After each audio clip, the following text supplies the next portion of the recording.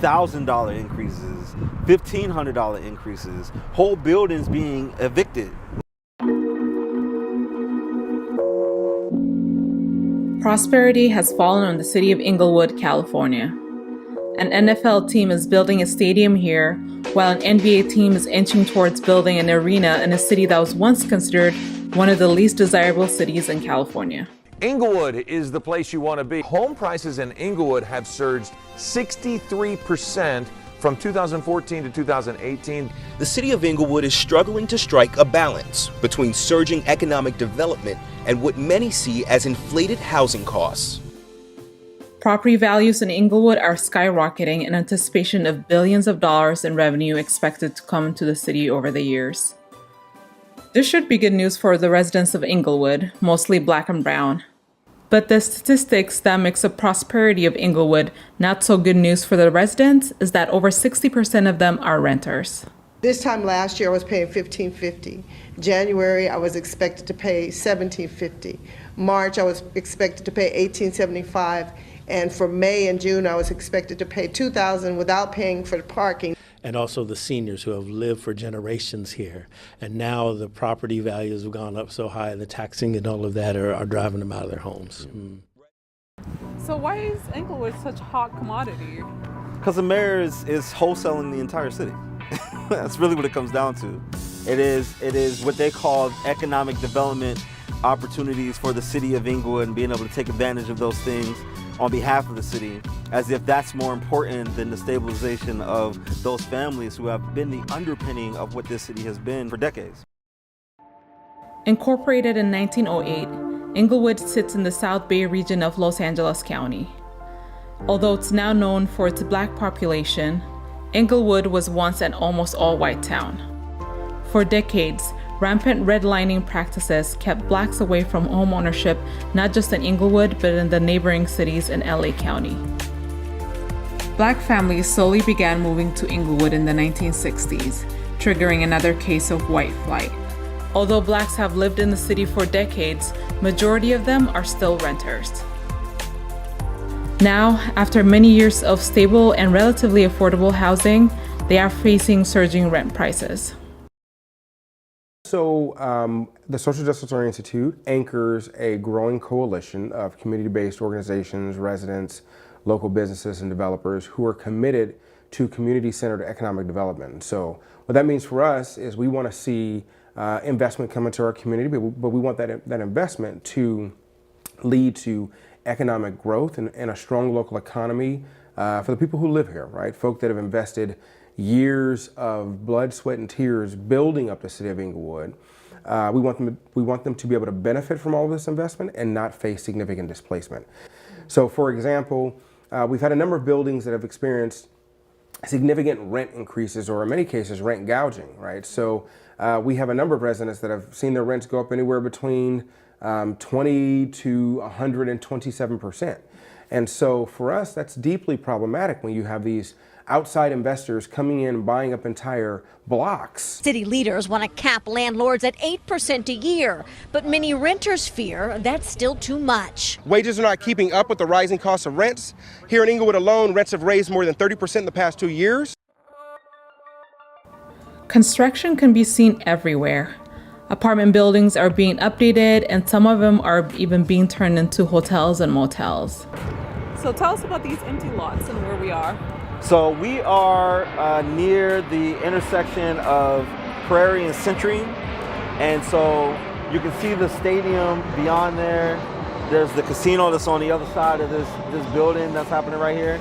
These vacant lots are where the city currently has an exclusive negotiating agreement with the Clippers in order to build their arena and their facilities and all that type of stuff right here, not in like a scream away from the stadium and right near the casino, and what the mayor likes to call the new entertainment district for the city of Inglewood. So you've been personally affected by rent increases in Inglewood. Oh yeah. So tell me about that. Yeah, so I got involved with Uplift Inglewood.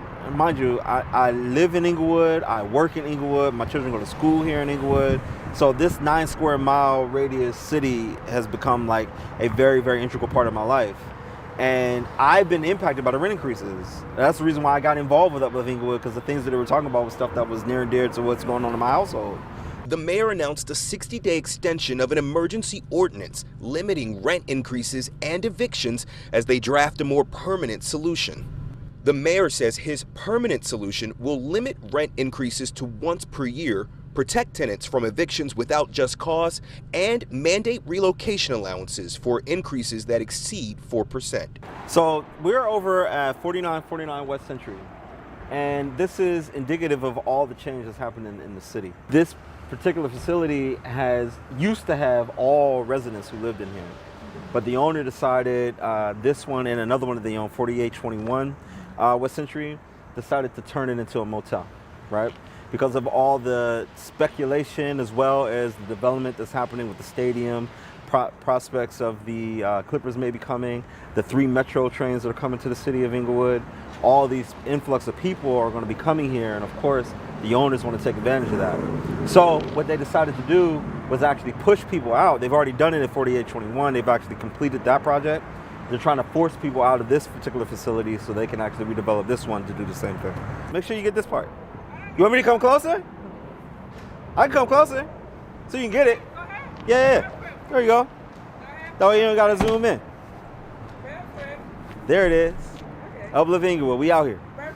Mm-hmm. You know, I ain't mad at the construction workers. They just doing their job. You know what I mean? I've been in this building for 11 and a half years. I moved in February of 2008. They gave us a 60-day notice back in March. When the extension of the moratorium happened in April 19th, it was only after getting legal aid involved by Uplift Inglewood that they rescinded the notice, because they never paid attention to our emails asking them to rescind the 60-day notice. So up until October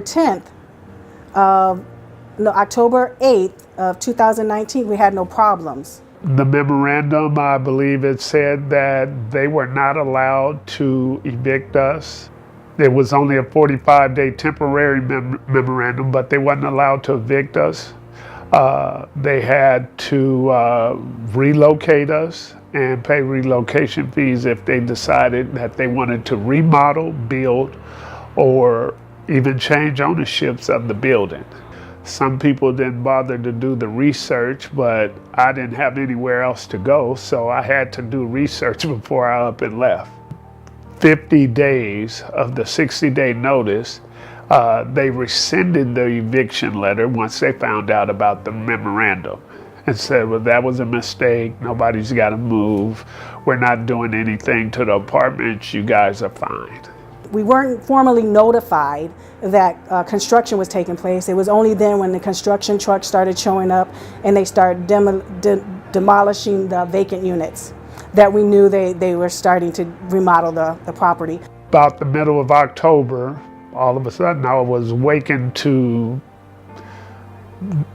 sledgehammers and picks going into walls and banging, and I didn't understand what was going on. And I come out, there was a host of demolition team out there just going through every empty apartment, just tearing the walls out.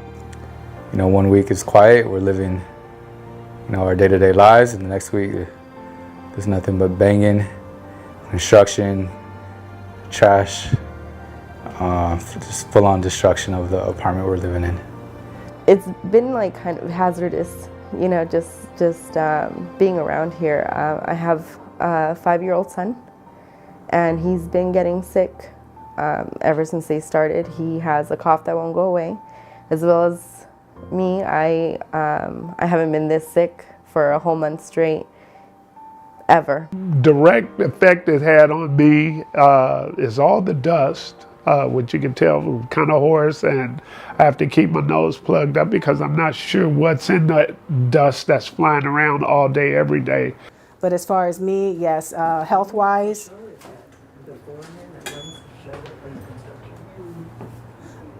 I'm sorry. Somebody, let's call the police. Let's call the police, because nobody's trespassing nowhere. Last thing, what happened right now? Some of the demolition workers just come back. I think it's like 5:30 or 6, about 5:30. Demolition team came back, 2 of the people came back and started filming us standing outside waiting to do this interview, and also harassing us about calling the police, telling us that we're on this property illegally. They're still insisting that we're here illegally and that they're going to call the police. What makes them say you are trespassing if you have not been evicted yet? I don't know and don't understand why they haven't been told that we are allowed to be here. And they just keep harassing us and harassing us and harassing us, I guess, until we leave. But I'm not going anywhere until the law says I have to. And where are people moving? Because I know LA is a super expensive market as it is. So let's say you have your rent raised on you, $500 to $800. Where are those people relocating to? If you drive right around this corner, you start to see the homeless tents coming up more and more. Drive around this community, you're seeing families living in their cars. Like, the homeless rate is directly connected to the displacement that's happening in our city. And if we don't do the right thing by people, if we're not doing the right thing by making sure that they are housed families, then we're going to continue to see that increase as well. I'm not here to tell people that they can't make money, right? We live in a capitalistic society, so of course there is room for that. But we have to do it in a way that is within reason of the people who have been here, long-standing folks who have been a part of this community for decades. Some of them for, over generations, right? My situation is I'm the only one working, so I'm living on paycheck to paycheck. So I don't have enough to save up to move out to a different place. So when we moved in here, I basically put everything I had to move in here. And now I haven't been able to save to move out.